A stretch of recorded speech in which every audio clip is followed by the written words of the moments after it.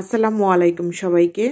আমি আজকে আপনাদেরকে পেঁয়াজ কলি দিয়ে নতুন একটা রান্না শেয়ার করছি। আশা করছি আজকের রেসিপিটা আপনাদের কাছে ভালো লাগবে। তো আজকের রেসিপিটা শুরু করে দিচ্ছি। এখানে পেঁয়াজ পাতা আমি ভালো করে ধুয়ে তারপর কেটে নিয়েছি।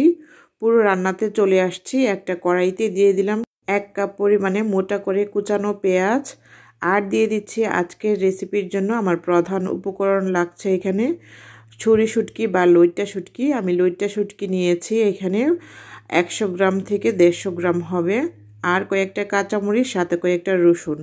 এবার পেঁয়াজ, রসুন, কাঁচামরিচ আর শুটকি ভালো করে তেলের মধ্যে নেড়ে চেড়ে ভেজে নিতে হবে। যতক্ষণ না পর্যন্ত লাল লাল হচ্ছে সমস্ত কিছু ভালো করে নেড়ে চেড়ে ভেজে নিচ্ছি। সব কিছু সুন্দর করে লাল লাল করে ভেজে নিয়ে তেলের মধ্যে দেখবেন কি সুন্দর একটা ঘ্রাণ ছড়ছে। এই পর্যায়ে আমি মশলা এক এক করে ব্যবহার করব, আর কি মশলা ব্যবহার করছি আমি আপনাদের কাছে শেয়ার করছি। তার আগে একটু পানি দিয়ে দিচ্ছি যাতে করে মশলাগুলো দেওয়ার সাথে সাথে পুড়ে না যায়। 1 টেবিল চামচ পরিমাণে দিয়ে দিলাম হলুদের গুঁড়া, 2 টেবিল চামচ পরিমাণে দিয়ে দিচ্ছি লাল মরিচের গুঁড়া, আর দিয়ে দিচ্ছি স্বাদমতো লবণ। এবার সব কিছু দিয়ে ভালো করে আবারও একটু ভেজে নিচ্ছি। তার আগে এখানে আমি আধা পাকা একটা টমেটো দিয়ে দিচ্ছি, আর দিয়ে দিচ্ছি একটা আলু, ছোট সাইজের একটা আলুকে কিউব করে কেটে দিয়ে দিলাম।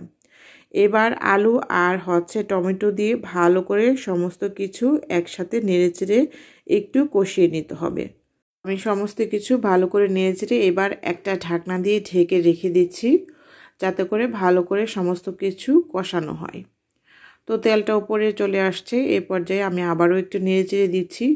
আপনারা এই সিজনে বাজারে সবচেয়ে কম দামের মধ্যে পাওয়া যায় এই পেঁয়াজকলি, আর এই পেঁয়াজকলি দিয়ে যদি এইভাবে রান্না করেন বিশ্বাস করুন 1 প্লেট ভাত খাওয়া তো দূরের কথা, আপনারা এই রেসিপিটা যেদিন তৈরি করবেন সেদিন কিন্তু 2-3 প্লেট ভাত খাওয়া কোনো ব্যাপার না। আশা করছি আজকের এই নতুন রেসিপিটা আপনাদের কাছে ভালো লাগবে। এবার ভালো করে সমস্ত কিছু কষিয়ে নিয়ে তারপর আমি এখানে পেঁয়াজ পাতাগুলো দিয়ে দিচ্ছি। পেঁয়াজ পাতাগুলো দিয়ে আবারও একটু নেড়েচেড়ে ভালো করে সমস্ত কিছু কষিয়ে নিয়ে তারপর আমি এখানে পানি ব্যবহার করছি 1 কাপের মতো।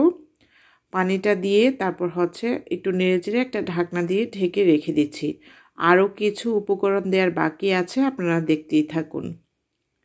এবার একটা ঢাকনা দিয়ে ঢেকে রেখে দিচ্ছি, কারণ এখানে আলু ব্যবহার করেছি, আলুগুলো যাতে ভালো করে সিদ্ধ হয়। ঢাকনাটা উঠিয়ে আমি ভালো করে সমস্ত কিছু কষিয়ে নিয়েছি।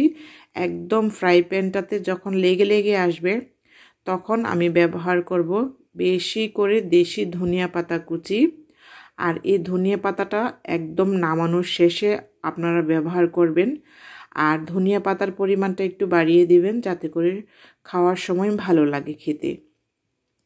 আর এই রান্নাতে কিন্তু কাঁচামরিচ আর ধনিয়া পাতাটা সবার শেষে দিলে এত সুন্দর একটা ঘ্রাণ আসে।